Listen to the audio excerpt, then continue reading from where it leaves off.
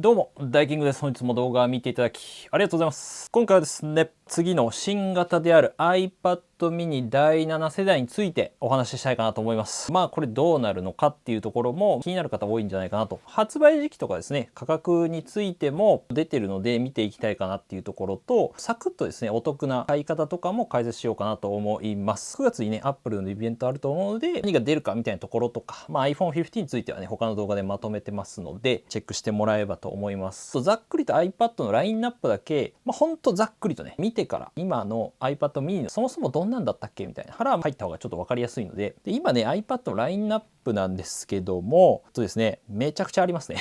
Apple Store にねあるものだけでも12345個ありますよ。ざっくりとこの違いですね、2つにまとめました。無理やり。1個目としてはもう画面ですよ。そんなの見たらわかるよっていう感じかもしれないんですけども、画面の大きさがですね、今回のミニとかは 8.3 インチだったりとか、あと iPad の旧世代ですね。古いタイプのやつは 10.2 インチ。あとはAir が一応10.9 インチなんですけども、あとはだいたい11インチぐらいと、プロだけ 12.9 インチっていう大きなサイズがございます。大きな違いで言うと、やっぱりリフレッシュレートっていうところですね。画面のその滑らかさっていうのが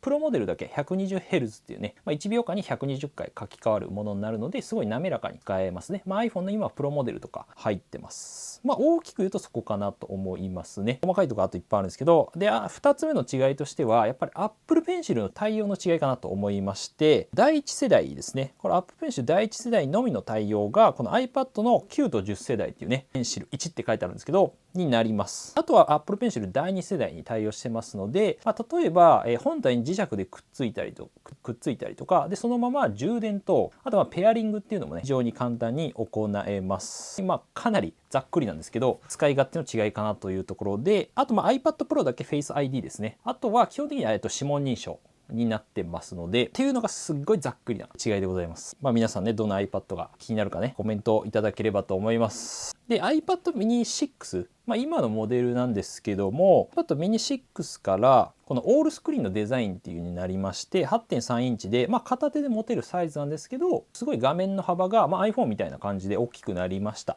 指紋認証がなくなって、サイズ感的にはかなりメモ帳サイズなのかなっていうところで、この Apple Pencil 第2世代対応したので、くっつけてね、本当にメモ帳みたいな感じで使えます。タッチ ID が上のね方の電源ボタンに内蔵型のタイプになりました。なので手でピッてやるだけでロック解除ができます。であと大きな違いとしてはこの USB-C ポートになりましたね。ようやくねライトニングから充電とかもそうですし、いろんなアクセサリー類、データの転送とかもかなりやりやすくなりましたね。はい、じゃあこれ以上何が変わるんだよっていうね、結構第6世代で変わったんですけど、そこら辺見ていきましょうか。でまずそのデザインについてなんですけども、ここに関しては特に変わらないかなと思いますね。さっき見ていただいた通りですね、第6世代の方でこれ2021年9月に出たんですけど、かなり変わりましたので、基本的には今回マイナーアップデートと言われております。なんでその性能の中身とかの変化が大きいんですけども、カラーに関してはもしかしたら新色とかがねさすがに出すんじゃないかなと思います。じゃないと見た目全く一緒なので。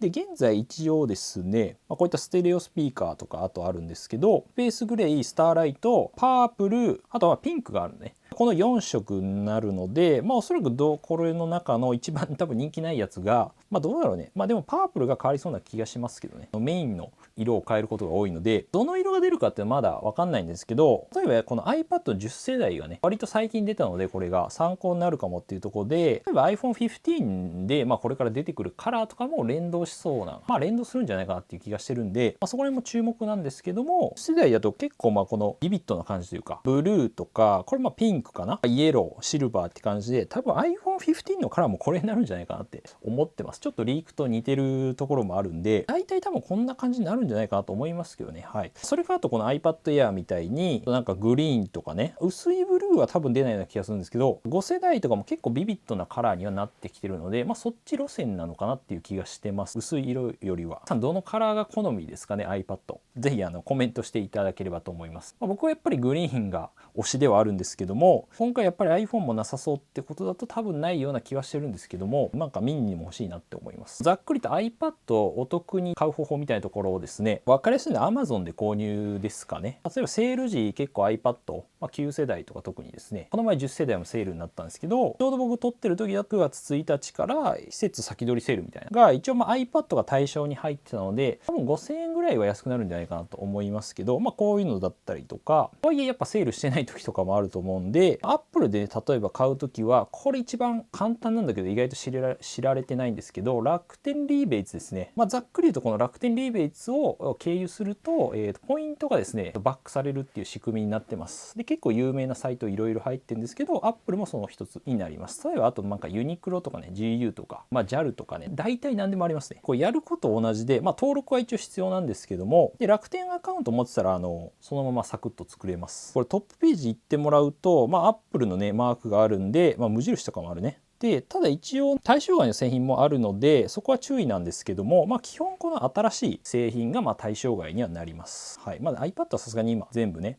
大丈夫です。でこの 1% ポイントバック適用されますっていうのが出てくるんで、ただストアに進むっていくともう普通に Apple ストア飛んでいくんで、あともう普通に買い物するだけですね。なんで別にそんな難しいことなんもないっていうだけ、普通にiPad 買ってもらうだけなので、これね意外と知られてないんですけど、めちゃくちゃ簡単です。正直言うと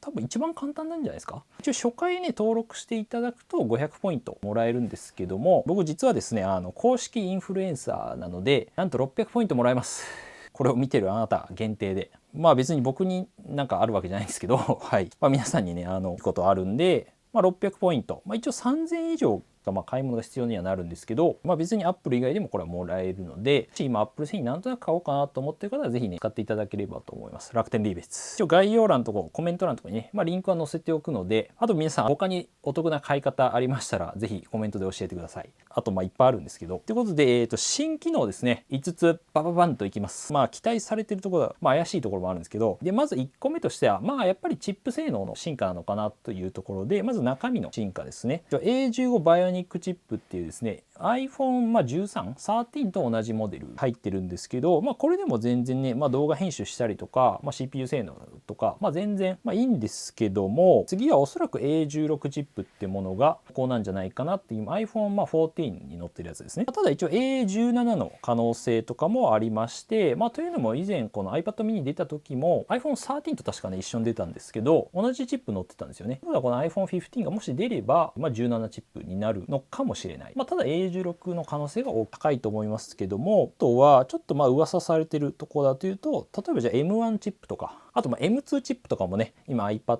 Air と iPad Pro 載ってるんで、それもちょっと今あるんじゃないかっていう噂もございますね。どうなるかわかんないんですけども、やっぱマイナーアップデートになるので、なんか M1 とか載せれば割とちょっとインパクトがあるような気はするんで、性能的にはもちろんなんですけども、例えば M1 入ると、ステージマネージャーが使えたりね、ちょっと USB-C で画面につなぐとちょっと Mac っぽく使える機能があるんですけど、ファイナルカットプロとかね、ロジックプロとかも確か M1 のモデルだったら使えると思うんで、そこら辺ちょっとアドバンテージになるのかなというところで、ちょっと値段は高くなるような気もしなくはないんですけど、そういった可能性もあるかなと思います。 M1。 2つ目、バッテリー駆動時間がアップするかもしれないっていうところもありまして、確率これもそんなに高くないと思うんですけど、じゃあ仮に A17 チップ入るとすると、まだ iPhone15 出てないんであれなんですけど、この時点ではでバッテリー消費がだいたい最大で 35% ぐらいね減るんじゃないかっていう A17 チップ言われているので、その3ナノメーターっていうのが入るんですよね。意外なのが iPad のモデルのバッテリー持ちって全部ね大きさ違うのに同じなんですよ。表示上はだいたいインターネットとかビデオ再生で最大10時間っていうところなので、昔から変わってないんですよね。基本的にやっぱ本体の軽さとか薄さ重視で駆動時間は変わらないっていうね方向性にいってるんで、正直あんま変わんない気がするんですけども、一応地味に期待してるっていう、実